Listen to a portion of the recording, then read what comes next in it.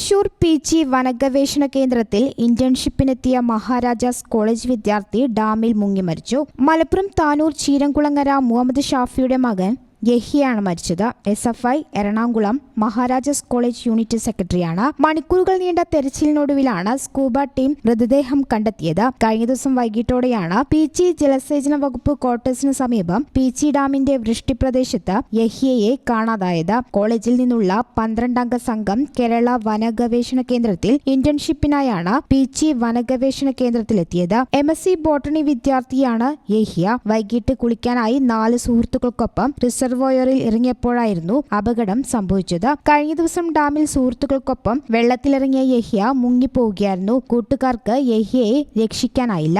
യഹിയ മുങ്ങിയതറിഞ്ഞ് ഉടൻ സമീപത്തുണ്ടായിരുന്ന നാട്ടുകാരിൽ ചിലർ രക്ഷിക്കാൻ ശ്രമം നടത്തിയിരുന്നു. എന്നാൽ ഇരുട്ടായതോടെ ശ്രമം ഉപേക്ഷിച്ചു. പിന്നീട് പീച്ചി പോലീസും ചാലക്കുടി, പുതുക്കാട്, തൃശൂർ എന്നിവിടങ്ങളിൽ നിന്നുള്ള അഗ്നിരക്ഷാ സേനാംഗങ്ങളും രാത്രി തെരച്ചിൽ നടത്തി. വനമുദ്യോഗസ്ഥരും വാച്ചർമാരും മത്സ്യബന്ധന തൊഴിലാളികളും സ്കൂബ ടീമും നാട്ടുകാരും തെരച്ചിലിൽ പങ്കെടുത്തു. ഏറെ നേരത്തെ തെരച്ചിലിനൊടുവിൽ രാവിലെയാണ് മൃതദേഹം കണ്ടെടുത്തത്. മൃതദേഹം തൃശൂർ മെഡിക്കൽ കോളേജിലേക്ക് മാറ്റി. News bureau, Malappuram. 15 വർഷങ്ങളായി നമ്മുടെ ആഘോഷങ്ങളിൽ ഈ പാരമ്പര്യവും പങ്കാളികളാണ്. ഒരു ദേശത്തിന്റെ ആഭരണ സംസ്കാരം രൂപപ്പെടുത്തിയവർ. ഞങ്ങളെപ്പറ്റി നിങ്ങൾക്കല്ലേ കൂടുതൽ അറിയുന്നത്? പരിശുദ്ധിയുടെ സുവർണ പാരമ്പര്യം. Hayath golden diamonds, Valanchery.